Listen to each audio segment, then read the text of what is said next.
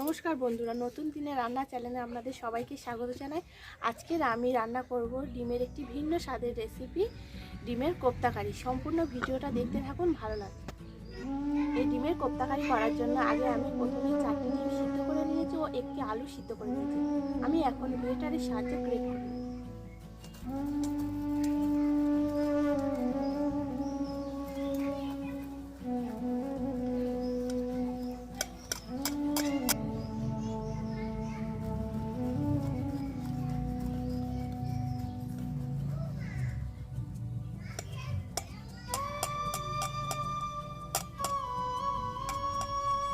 ডিম 4টা গ্রেট করা হয়ে গিয়েছে, এবার আমি আলুটা গ্রেট করব।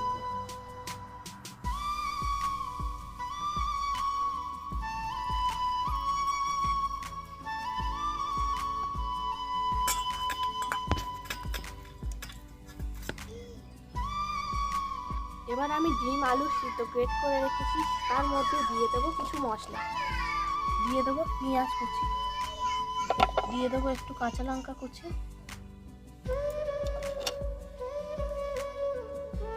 দিয়ে দেবো নুন, দিয়ে দেবো জিরে ও ধনে গুঁড়ো, দিয়ে দেবো অল্প হলুদ গুঁড়ো, দিয়ে দেবো অল্প লঙ্কার গুঁড়ো, আর দিয়ে দেবো একটু ম্যাগি মশলা, আর অল্প দিয়ে দেবো অল্প চালের গুঁড়ো, আর একটু বেসন দিয়ে দেবো।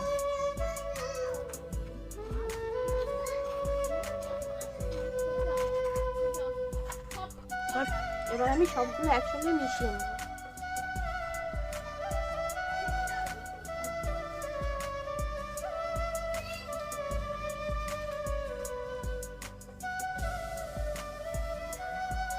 এতে আমি অল্প পরিমাণে জল দেব।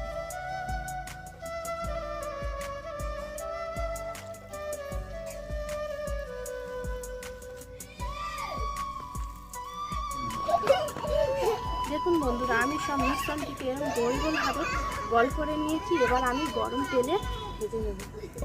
কড়াইতে আমি তেল গরম করে নেব, তারপর আমি ওই তেলে ওগুলো দিয়ে দেবো। এবার আমি একে একে আমি দিয়ে দেবো।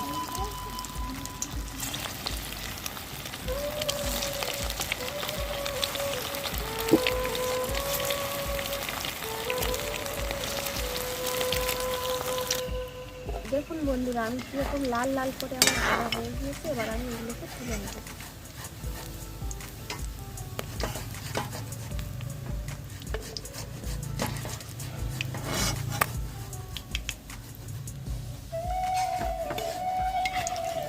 এভাবে আমি বাকিগুলো ভেজে নেব। এগুলোও আমি একে একে দিয়ে দেবো। ওই তেলে দিয়ে দেবো পেঁয়াজ বাটা,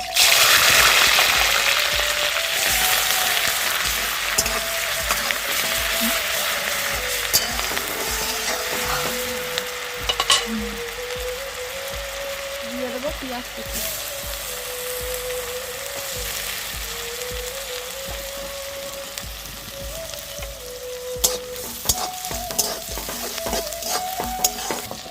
এবার দিয়ে দেবো একে একে নুন, হলুদ গুঁড়ো, লঙ্কার গুঁড়ো, একটু ধনে গুঁড়ো, আর দিয়ে দেবো ম্যাগি মশলা, দিয়ে ভালো করে কষে নেব।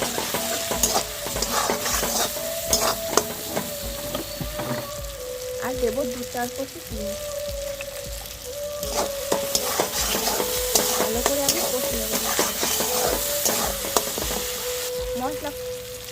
মশলা খুব ভালোভাবে কষিয়ে নিয়েছি, মশলা থেকে তেল ছেড়ে নিয়েছি। এবার আমি দিয়ে দেবো ঝোল আমি 5 মিনিট ফুটিয়ে নিয়েছি। এবার আমি দিয়ে দেবো বড়াগুলো।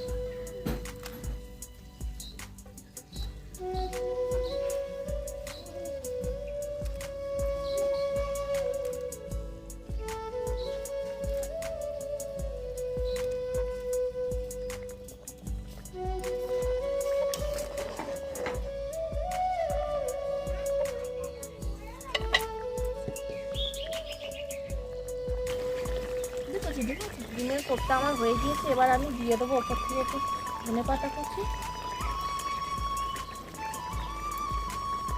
আর দিয়ে দেবো একটু গরম মশলা।